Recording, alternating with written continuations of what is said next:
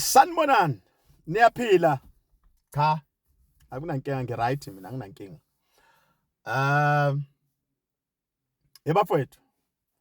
Noma singabhonga sithini, sirase sithini, South Africa eyethu sonke. Nami South Africa eyami.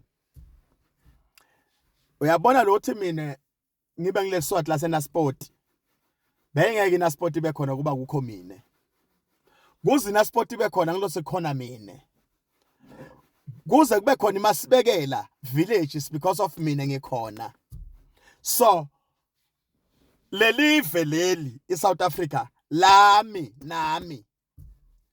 Ngitheni mina kini ningaloku nibhizi ngena lena niphuma nitshopela niyale cha buyane eqinisweni. Ngithe mina mase baqedza lokuhamba abantu bekufika.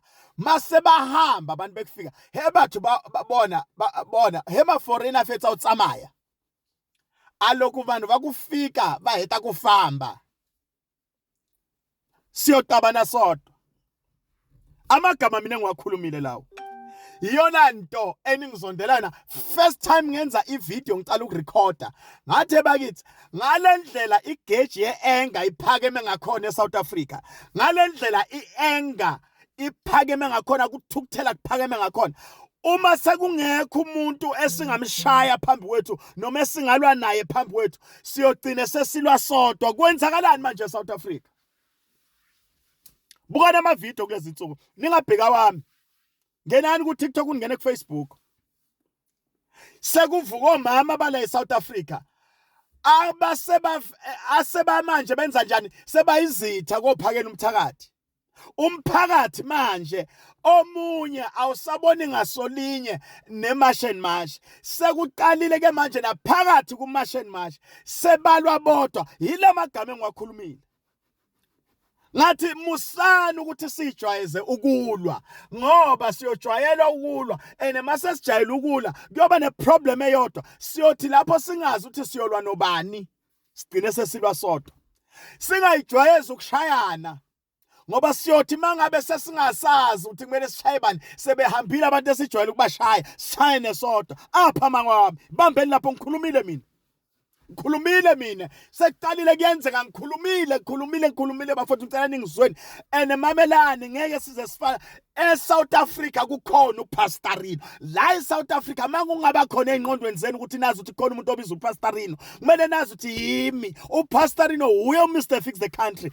uyena uPastorino umfundisi wamaqiniso from day one abantu abaqala ukungazi bangazi vele nasestradini la ningitshatha ngibuyele khona ngangishumayela iqiniso nani ngithuka kwayilapho ayikho into entshe enenza kimi elokhuzanile engithusayo ayikho into entsha eniyenzayo engithusayo izwe lelive leli lami nami kuthi mina ngikhuluma iSpedi noma ngikhuluma iSuthu noma ngikhuluma isiNdebele noma ngikhuluma ilokhuzana isitswana noma ngabe mhlawumbe angithethe isiXhosa noma ngaba ngisikhuluma isiZulu ngikhuluma iSwati futhi nathi ukuthi nami ngwala eSouth Africa I'm a part and parcel Themine musani uthi kancane lo ubhizinisi kasuka nje yesikwatile thina naku manje abantu bokufika abahambile sesikwatele nesodwa sesilwa sodwa manje mangabe sesizo lalelani bafowethu impilo ayisafana nasekuqaleni ekuqaleni abantu bathi mabethukuthele bashayane ngezandla ohluliwe soyahlonipha but manje abantu bayadubulana abantu bayabulalana abantu abasena nembeza musani ukupromota intukuthelo igama engalisho